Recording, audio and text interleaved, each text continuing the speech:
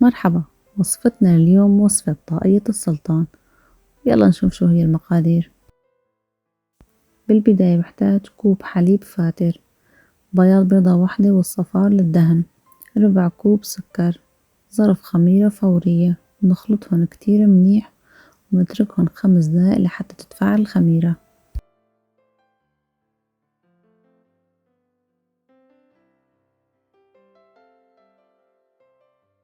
بنحتاج 4 أكواب طحين، بنضيف لها معلقة صغيرة فانيليا وبنخلطهم.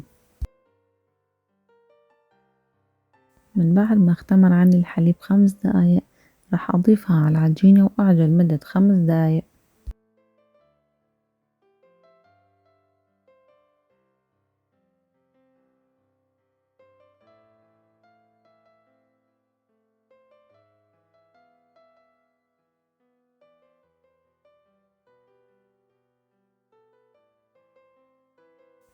بنضيف لها معلقتين كبار زبدة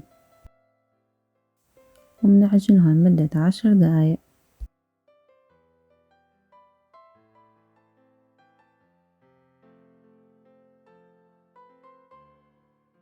بنقسم العجينة لقسمين متساويين.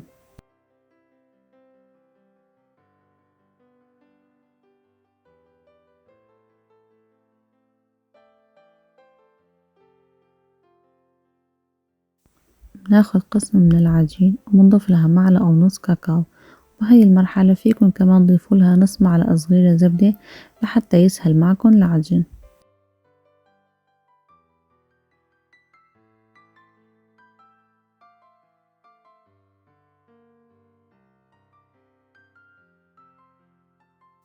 بناخد قسم من العجين وبنرقها وبنرشها بالطحين.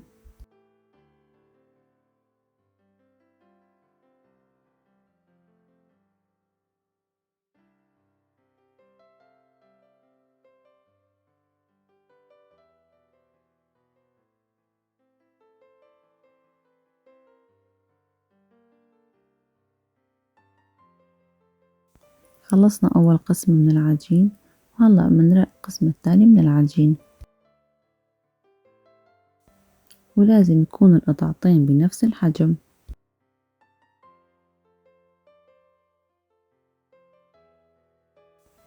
بنحط القطعة السادة من تحت وبنحط عليها القطعة التانية وبنسكر الأطراف كتير منيح.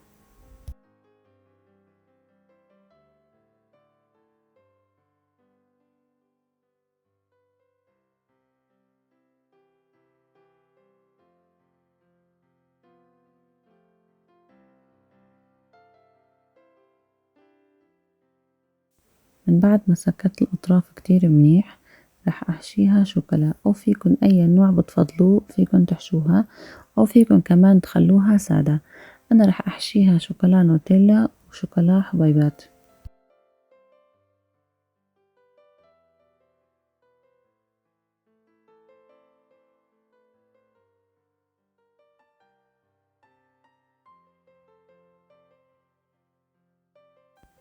منلف نص لفة والنص التاني منقطعها.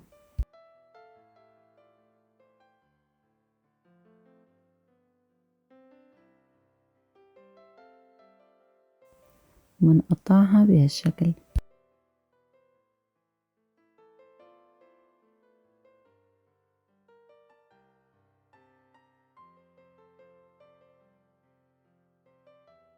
منلف كل القطعة متل ما واضح عندكن.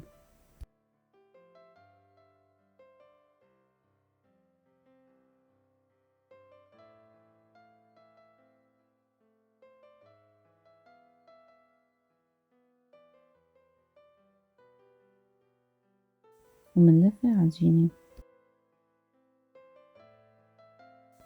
راح أحطها بصينية الفرن، واللي ما متوفر عنده ورق زبدة فيها يدهن الصينية بشوية زيت. راح أغطي عليها وأتركها تختمر ساعة.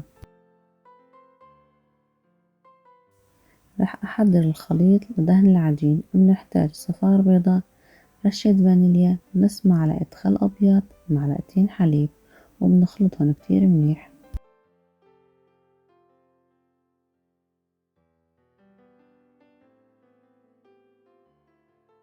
اختمرت عندي العجينة. راح أدهنها بخليط اللي حضرناه مسبقا. بندخلها الفرن المحمى مسبقا على درجة حرارة 220 من الأعلى والأسفل مع بعض لمدة 35 دقيقة. من بعد ما طلعتها من الفرن دهنتها مباشرة بالزبدة لحتى ناخد لمعة حلوة.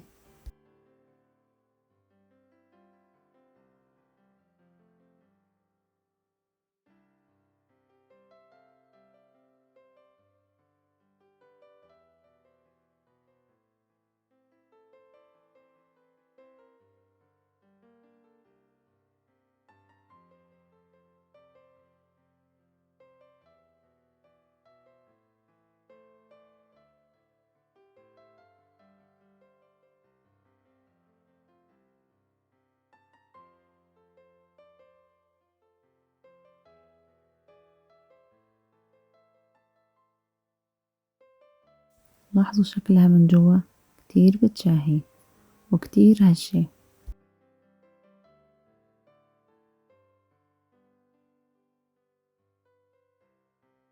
وهي هي النتيجة. إذا عجبكم الفيديو لا تنسوني من اللايك والاشتراك والضغط على زر الجرس ليصلكم كل شي جديد.